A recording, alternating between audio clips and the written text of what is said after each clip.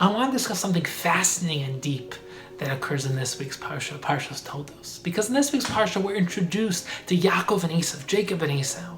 But the battle between them actually traces itself back to before they were even born.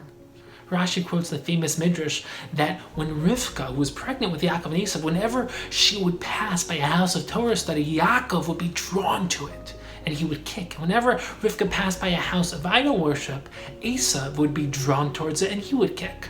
And the way the Chazal, the Torah sages, formulate this is that Yaakov wanted the spiritual world Olam Haba, and Esav wanted the physical world Olam Hazeh, and that was their battle.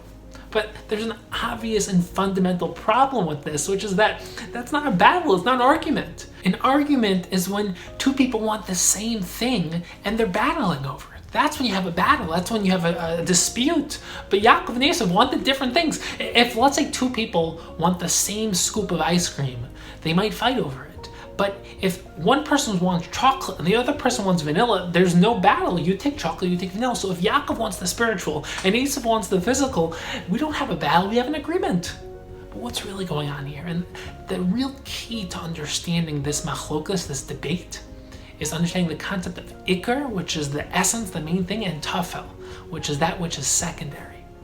And ikar and tafel, the way that the essence and that which is secondary is meant to relate to each other, is that the ikar is supposed to be the absolute center focus, and the tafel is meant to be that which enables the ikar to succeed. For example, you have an orange. The orange, the fruit is the ikar, it's the essence. That's why you have the orange. The peel is meant to protect it, to enable the fruit to grow and to flourish and, so to speak, exist. And the same thing with the physical human being. The physical aspect of us is our body, but the body is the tafel. It's meant to enable the soul, the consciousness, the self, the mind to exist and flourish. And the real purpose of the tafel, of the physical of the body, is meant to express, enable the spiritual. Same thing in the physical world. The physical world is meant to express and allow us to connect to that which is spiritual and transcendent. And that was the real debate between Yaakov and Esav. Yaakov wanted to use the tafel, the physical, as a means to expressing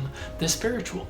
He wanted to use the physical to connect to Hashem, to God, to the source of reality, but Esav wanted to use the physical as an end in itself, where, yes, he agrees you need the spirit. You can't be alive without an animation. Of course, I want a soul, but I only want the spirit, I only want the spiritual to enable me to experience the physical as an ends in itself.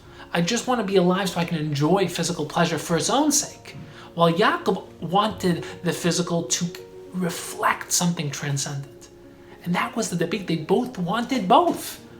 But Yaakov wanted the physical only as a means towards enabling the spiritual, and Esav wanted the physical as an end in itself and only wanted the spiritual to enable the physical. He twisted everything on his head. And that is what Yaakov is teaching us, the power of paradigms, of how do we view the physical?